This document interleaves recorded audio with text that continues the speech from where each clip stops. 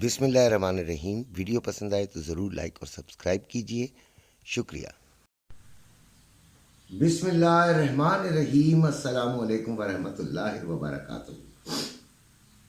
Thumbnail जो देखकर मेरी वीडियो बनाए हैं उन्होंने क्या देखा होगा कि वाह वाह गोल्ड, वाह वाह। लंबी उड़ान गोल्ड ने ले ली है।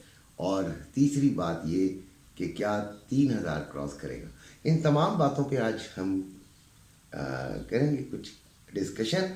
लेकिन सबसे पहले मैं कुछ कमेंट्स आते हैं तो लंबा लिखा नहीं जाता, तो उन पर कुछ जवाब देना चाहता हूँ। सबसे पहले तो हमारी एक बेटी है आयशा अली, उसको मैं क्या जवाब दूँ।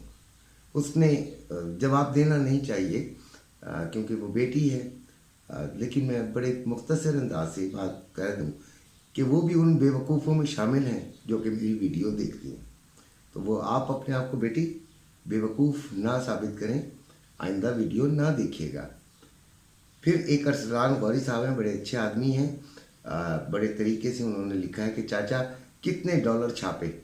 सुबह तो आप सेलिंग करवा रहे थे, तो बेटे फ़र्क है, थोड़ा सा आपकी समझ में थोड़ा सा फ़र्क आया है, वो मैं समझा देता हूँ। एक होता है मेरा जो चैनल है वो आपको ऑनलाइन ट्रेडिंग भी बता रहा होता है और फिज़िकल ट्रेडिंग भी बता रहा होता है।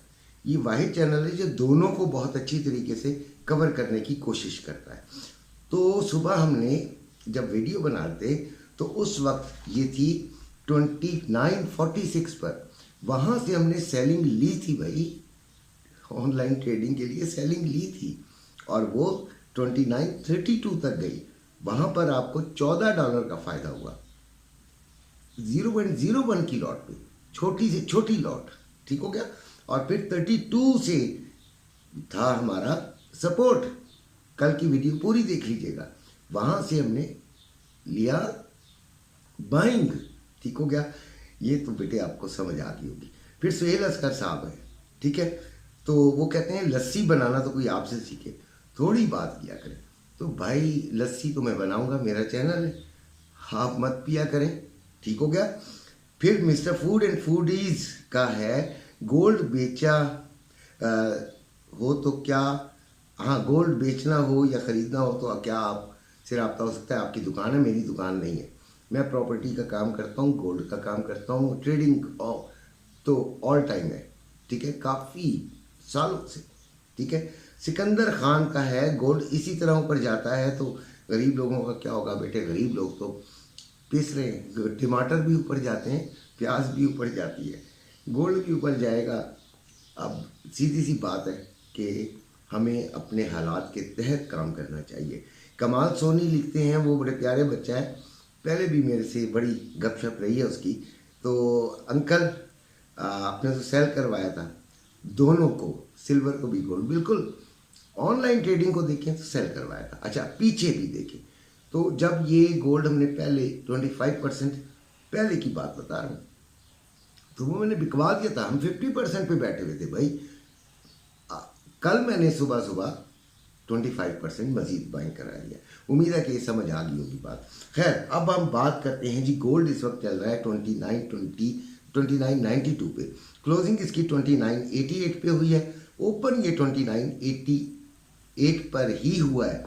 2981 इसका लो था और 2993 इसका हाई था। 3,12,710 रुपये में बाइंग, 3,13,710 रुपये में सेलिंग हो रही है। और जो रवा है वो 3,10,000 में बाइंग, 3,10,800 में सेलिंग हो रही है। आज जो फंडामेंटल्स हैं वो इतने ख़ास नहीं है और आएंगे भी वो तकरीबन इफ्तारी के टाइम, तो इसलिए थोड़ा सा सिलसिला। दूसरी जो हमारे हिंदू बिरादरी देखती है भाई, जो पाकिस्तान में भी रहने वाले हैं या बाहर से जो देख रहे हैं, होली उनकी है तो उनको चलें होली मुबारकबाद भी दे देते हैं। फंडामेंटल जो हैं वो है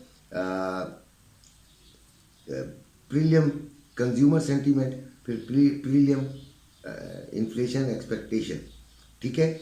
और ये फंडामेंटल्स हैं, इतने कोई ख़ास नहीं है। और फिर अब करना हमें क्या है, ठीक है। हमने मियाँ जी कल आपको रात को बताया था, रात की वीडियो में बताया था कि ये अगर 2950 से ऊपर क्लोजिंग आती है, और वो मैंने यकीनन कह दिया था कि आएगी, उसकी वजह में यकीनन अक्सर मैं गोल्ड के लिए इस्तेमाल नहीं करता हूँ लफ्ज़, क्योंकि भाई मैं कोई हाँ कभी नहीं, किसी के चक्कर में मत आना, ठीक है। यकीनन नहीं गोल्ड के लिए, लेकिन थी वो 86 87 पे तो बड़ा मुश्किल था कि कोई ऐसी चीज़ आ जाए, खुदा न खास्ता आ भी सकती थी, लेकिन गोल्ड के लिए जो है वो यकीनन का लफ्ज़ अच्छा नहीं होता। खैर 2950 से ऊपर क्लोजिंग आई तो हमने इस जो गोल्ड है अपना अब 75% हो गया ना, 50 की तो हमने बहुत नीचे से ख़रीदारी की हुई है, 25% कल की है, तो उसको हमने अपने पास रखना है भाई, बेचना नहीं है, ठीक है। और अगर हमें ये दोबारा 50 की तरफ जाती हुई नज़र आती है तो हम मज़ीद 25% लेने का इरादा रखते हैं, ठीक हो गया। ये तो बात आ गई आपको गोल्ड की, जो कि फिज़िकल गोल्ड में काम करते हैं। बेचने का भी बता दिया कि अभी नहीं, मेरा दिल कर रहा है भाई, हालांकि जो मज़ीद 25% होता है मैं वो बिकवाता हूँ, मैं फौरी बिकवाता हूँ, उसी दिन बिकवाता हूँ कि यार आपको प्रॉफिट मिल रहा है तो आप बेच दें।